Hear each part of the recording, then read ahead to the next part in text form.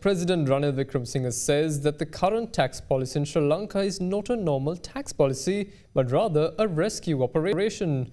Delivering the keynote speech at the Tax Forum 2023, he warned that if this process is disrupted, Sri Lanka will not be able to join the International Monetary Fund's program and may lose the opportunity to do business with foreign countries. The President also stated that once an agreement with the IMF is reached, it will be presented to the Parliament and it will have the option to pass or reject. Tax Forum 2023, organised by Sri Lanka Institute of Marketing, was held under the patronage of President Ranil Wickremesinghe.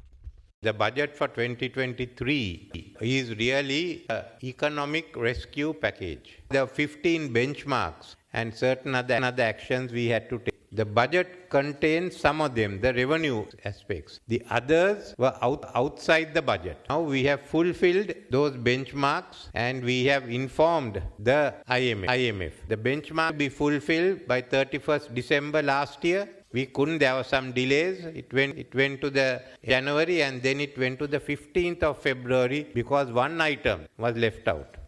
That is the increase in the prices of electricity. When that was achieved on the evening of the 5th February, we had fulfilled, we informed the IMF that we had at the moment the benchmarks. Now it is for the IMF either to review what we had done, IMF and the bilateral creditors to come up with their relief package. One of the bench that in the situation we are in, the government budget can't subsidize losses of commercial corporations. So these put together, which has become a restructuring and a recovery program. When we all complain about taxes, we have to remove for our own sins and no other way. As our bilateral creditors say, you can't be canned down the road anymore. So this is the time of our reckoning. How can we get this out? How can we restructure the economy and ensure that we come back to a fully functioning economy in a short term? We have to get out as soon as possible and do whatever we have to do. By 2026, we achieve all the benchmarks and that has been put. If we didn't get the IMF support and the creditors' support, bilateral creditors, we would have been in a worse position than we are now. But I want to try and reach our target of trying and resolving this by March. There have been various suggestions of alternate systems. I have not rejected any of them. We have said and discussed this with the IMF.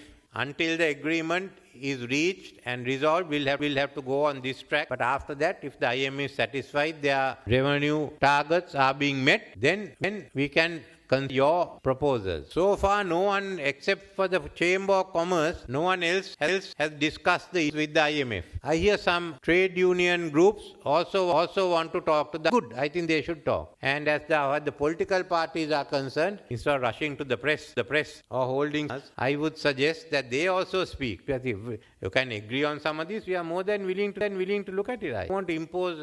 Certainly, we are politicians. No one wants to impose burden. Once the board finally gives agreement after discussing with the creditors, then table the agreement in Parliament. And we'll ask the parties to vote on it, whether they accept or reject, putting everyone at test, the government parties and the opposition party.